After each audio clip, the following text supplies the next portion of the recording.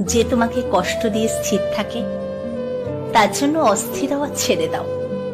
কারণ তোমার অস্থিরতা তার কাছে ন্যাকামো বলে মনে হবে। সে কখনোই তোমার অস্থিরতার গভীরতা উপলব্ধি করতে পারবে না। যে তোমাকে অকারণে বারবার আঘাত করে, আঘাত করার পরেও বিন্দু মাত্র অনুতপ্ত হয় না, তাকে কিন্তু ছেড়ে দিও না। এই ছেড়ে দেওয়ার উদারতার বিসর্জন দাও। কারণ তোমার উদারতা তার কাছে দুর্বলতা বলে মনে হবে। সে তোমাকে দুর্বল মনে করে আবার আঘাত দেওয়ার পরিকল্পনা করবে।